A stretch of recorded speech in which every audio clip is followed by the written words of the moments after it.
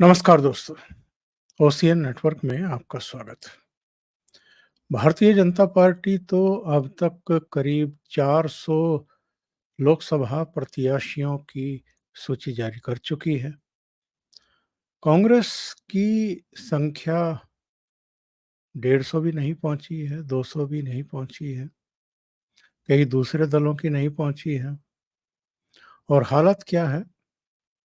राहुल गांधी जब वायनाड से दूसरी बार लोकसभा प्रत्याशी के तौर पर पर्चा दाखिल करने जाते हैं, तो उनके साथ केवल उनकी बहन प्रियंका गांधी वाड्रा।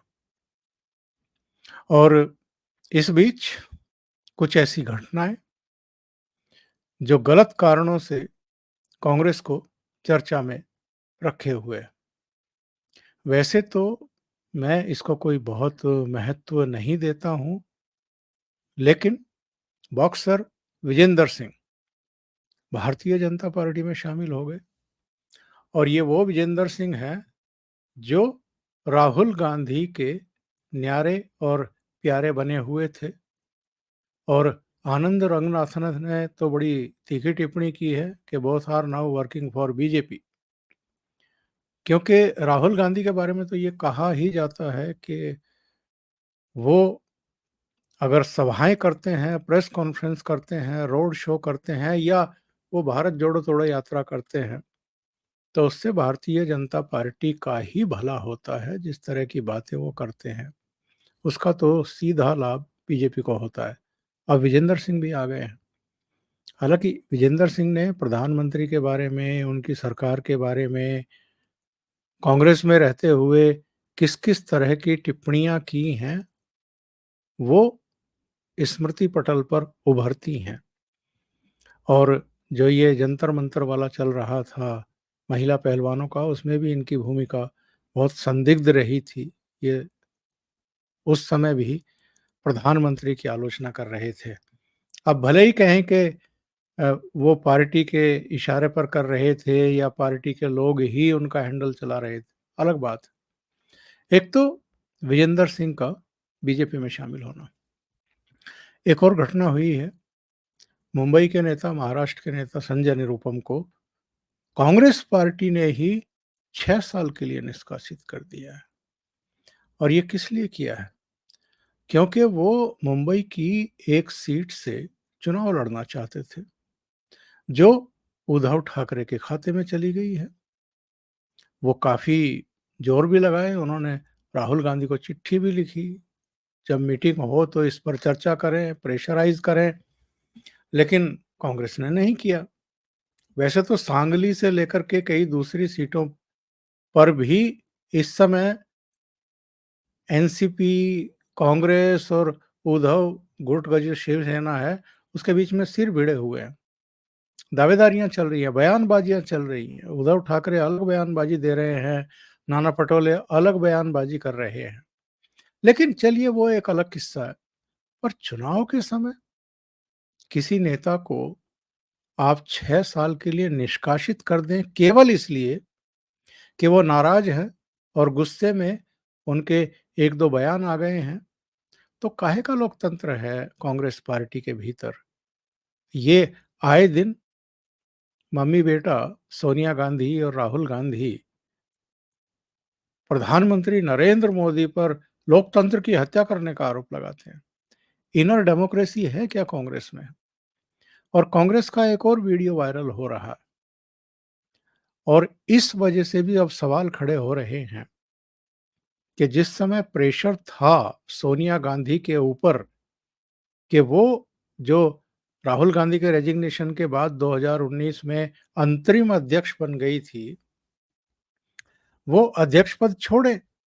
क्योंकि 1998 चचा केसरी को जिस तरीके से हटाया गया था, और उसके बाद से लगातार इसी परिवार के पास तो अध्यक्षी है कांग्रेस की। ये संगठन पर कब्जा किए हुए हैं, मनमानी कर रहे हैं। और उसके चलते कांग्रेस की क्या हालत हुई है, ये सब जानते हैं। तो जब प्रेशर आया तो राहुल गांधी ने तुनक मिजाजी में कह दिया कि गांधी परिवार का कोई अध्यक्ष नहीं बनेगा, बाहर का कोई अध्यक्ष बनेगा। फिर अशोक गहलोत को कहा गया कि आप बन जाइए। वो राजस्थान के मुख्यमंत्री का पद छोड़ने को तैयार नहीं थे, तो मल्लिकार्जुन खड़गे को बना दिया गया। लेकिन मल्लिकार्जुन खड़गे के साथ जो बिहेव हो रहा है कांग्रेस के भीतर, वो तो अपने आप में अद्भुत है। एक कोई प्रेस कॉन्फ्रेंस कर रहे थे मल्लिकार्जुन खड़गे, और अचानक उनके सामने से जयराम रमेश, जो मीडिया सेल के प्रभारी हैं, महासचिव हैं, वो माइक हटा लेते हैं उनके सामने से और घोषणा कर देते हैं कि बस प्रेस कॉन्फ्रेंस खत्म हो गई।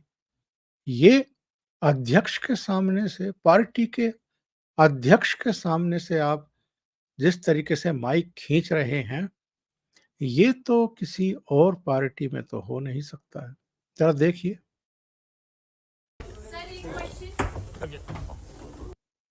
देखिए जरा ध्यान से। शुक्रिया खड़गे जी। मैं इतने क्वेश्चन का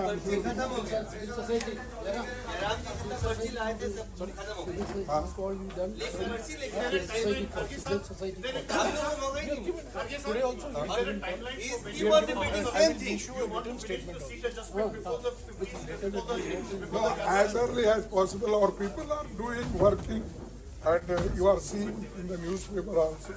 We'll do it. No question, please, no question. Sir, everybody, sir, everybody. आपने देखा, बाद में मल्लिकार्जुन खड़गे पत्रकारों के सवाल सुन रहे थे, एक आध का जवाब देने की कोशिश की, तो जयराम रमेश अपनी पार्टी के राष्ट्रीय अध्यक्ष को कह रहे हैं कि खड़गे जी हो गया, और मीडिया को कह रहे हैं कि नो क्वेश्चन, और क्वेश्चन मत करिए। और मल्लिकार्जुन खड़गे किस तरीके से अलग-अलग समय पर अपमानित महसूस करते हैं, इसका तो एक और वीडियो वायरल हो रहा है। जरा देखिए क्या कह रहे हैं मल्लिकार्जुन खड़गे। एक हजारों लोगों भीड़ जैसा 400-500 लोगों में ढकला ढकली और डिसिप्लिन नहीं। मेरे को ही ढकल रहे इधर से उधर, मेरे को ही ढकल रहे इधर से उधर, मेरे को ही ढकल रहे इधर से उधर। बात करते बड़े बड़े, उनका प्रशंसा करो, वो करो, क्या करो। ये दूसरी बार हो रहा है। वहाँ पर लास्ट टाइम बना। क्या कह रहे हैं मल्लिकार्जुन खड़गे?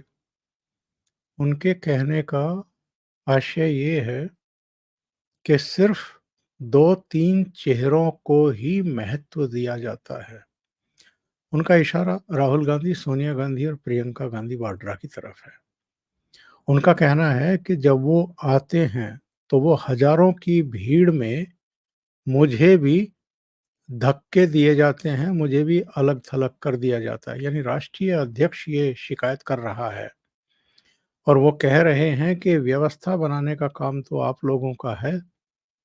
तो वो कहना चाहते हैं कि भई मैं पार्टी का अध्यक्ष तो बना दिया हूँ, तो मेरे साथ व्यवहार कैसे होता है? जब वो आते हैं, उनमें से कोई आता है, तो सारी भीड़ जो है उनके पीछे हो जाती है, सारी व्यवस्थाएँ उनके लिए की जाती हैं, उनको ही लाइमलाइट में रखा जाता है और मुझे तो किनारे कर दिया जाता है और धकेल दिया जाता है। तो एक तरीके से मल्लिकार्जुन खड़गे जो उनकी बेचारगी की स्थिति है, उसी को बयान कर रहे हैं, बैठ बैठ कर के उसी में रोज़ झीक रहे हैं। तो क्या मल्लिकार्जुन खड़गे को इस बात का एहसास नहीं था जब उनको अध्यक्ष बनाया जा रहा था कि सुपर लीडरशिप तो 10 जनपद के पास ही रहनी है, कांग्रेस के पास ही रहनी है? मैं 2 घटनाएँ आपको याद दिलाता हूँ, कैसे काम कर रही है कांग्रेस पार्टी। जब ये पहली भारत जोड़ो तोड़ो यात्रा कर रहे थे कन्याकुमारी से लेकर के कश्मीर तक, तो जब कश्मीर यात्रा पहुंची तो कुछ विवादास्पद बयान दिया था दिग्विजय सिंह ने, और जयराम रमेश को प्रेस के सामने ये कहना पड़ा कि हमारा फोकस इस समय केवल और केवल भारत जोड़ो यात्रा है और राहुल जी पर है। दिग्विजय सिंह या कोई दूसरा आदमी किसी विषय पर क्या बयान दे रहा है, ये इर्रिलीवेंट है। हम इसे महत्व नहीं देते। और जब उस यात्रा में दिग्विजय सिंह चल रहे थे तो मीडिया के कुछ लोगों ने दिग्विजय सिंह की दुखती रग पर फिर हाथ रख दिया, फिर उनसे बात करने की कोशिश की, उसी बयान को रिपीट करवाने की और कुछ क्लियरिफिकेशन कराने की कोशिश की। वो वीडियो आपको मिल जाएगा जब आप सर्च करेंगे दिग्विजय सिंह, जयराम रमेश और भारत जोड़ो यात्रा के समय। लगभग माइक छीन दिया, झटक दिया जयराम रमेश ने और दिग्विजय सिंह को अलग कर दिया मीडिया से कि नहीं, बात नहीं करेंगे आप। यानी दिग्विजय सिंह जैसे दिग्गज नेता को भी उन्होंने एक तरीके से धकिया दिया और लगभग यही बिहेव था इनका जो मल्लिकार्जुन खड़गे के सामने से ये माइक खींचते हुए, हटाते हुए दिखाई दे रहे हैं। यानी जयराम रमेश इतने पावरफुल बना दिए हैं राहुल गांधी ने कि वो कभी किसी के सामने, यानी राष्ट्रीय अध्यक्ष हों या पार्टी में मध्य प्रदेश के पूर्व मुख्यमंत्री हों, ऐसे तो दिग्विजय सिंह के अपने जो बयान होते हैं वो बहुत ही विवादास्पद होते हैं और वो जिस लायक है शायद उनके साथ वही बिहेव हो रहा है। लेकिन इतने सीनियर नेता के साथ अगर जयराम रमेश जैसा व्यक्ति इस तरह का बिहेव करता है तो फिर तो भगवान ही मालिक है।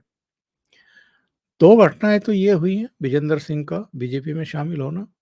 इससे पहले भी वैसे महाराष्ट्र के पूर्व मुख्यमंत्री अशोक चौहान, इसके अलावा मिलिंद देवड़ा, वो भारतीय जनता पार्टी और शिवसेना शिंदे में जा चुके। इसके अलावा अभी पंजाब के पूर्व मुख्यमंत्री बेअंत सिंह के पोते रवनीत सिंह बिट्टू, जो लुधियाना से इनके मेंबर ऑफ पार्लियामेंट थे, वो भारतीय जनता पार्टी में शामिल हो गए। और पंजाब में तो नवजोत सिंह सिद्धू और कुछ दूसरे लोगों को छोड़ करके लगभग पूरी कांग्रेस ही भारतीय जनता पार्टी में हो गई है और वो उसमें शामिल हो गई। भाई कैप्टन अमरिंदर सिंह हों, सुनील जाखड़ हों, कई दूसरे लोग हों, वो सब अब भारतीय जनता पार्टी के टिकट पर चुनाव लड़ रहे हैं लोकसभा का, जो कभी कांग्रेस के चेहरे हुआ करते थे। और तो छोड़ दीजिए, जालंधर से जो इनके आम आदमी पार्टी के उपचुनाव में सांसद जीते थे, वो भी भारतीय जनता पार्टी के कैंडिडेट बन गए हैं अब। तो ये सब जो चल रहा है और इस बीच जिस तरह के विजुअल राहुल गांधी के आए हैं, वायनाड सीट में जब वो नॉमिनेशन दाखिल करने के लिए जा रहे थे, तो एक रोड शो चल रहा था।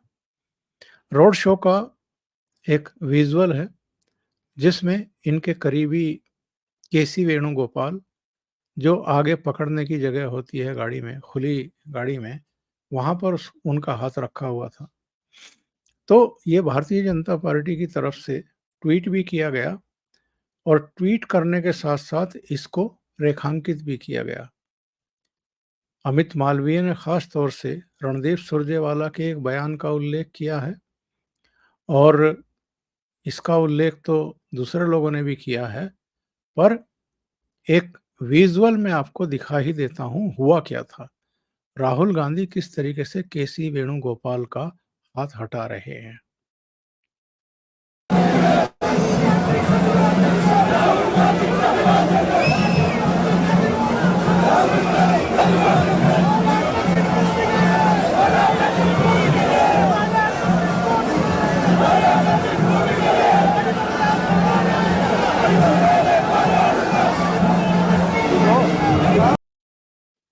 हालांकि इसमें ये सफाई दी गई बाद में कांग्रेस के द्वारा, या जो उनके शुभचिंतक हैं सोशल मीडिया पर, कि सब चूंकि ए.के. एंटनी ने राहुल गांधी को कहा था कि इधर आप इनका अभिवादन करिए जो नारेबाजी कर रहे हैं, इसलिए उस तरफ जाने के लिए राहुल गांधी ने केसी वेणुगोपाल का हाथ वहां से हटाया और वेणुगोपाल भी पीछे खड़े हुए मुस्कुराते हुए दिखाई दिए। लेकिन ये घटनाएं कुछ कुछ कहती हैं, कुछ समझाती हैं। गुलाम नबी आज़ाद ने जब कांग्रेस पार्टी छोड़ी थी तो बहुत गंभीर आरोप लगाए थे राहुल गांधी पर, उनके तौर तरीकों पर। कपिल सिब्बल ने भी इसी तरह की बातें कही थी कि कई साल से मैं राहुल गांधी और सोनिया गांधी से मिला नहीं हूं। और कपिल सिब्बल तो वो आदमी थे जो इनकी पैरवी कर रहे थे हाई कोर्ट में, सुप्रीम कोर्ट में, इनके नेशनल हेराल्ड वाले मामले की भी सुनवाई कर रहे थे। पैरवी कर रहे थे, सुनवाई तो अदालत कर रही थी। तो ये घटनाएं क्या बताती हैं?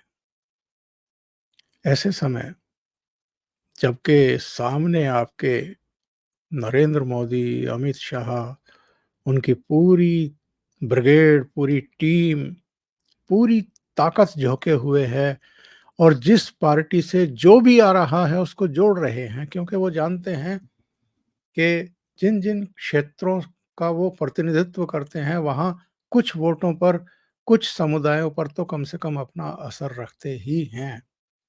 तो वो प्लस करते जा रहे हैं और ये क्या कर रहे हैं?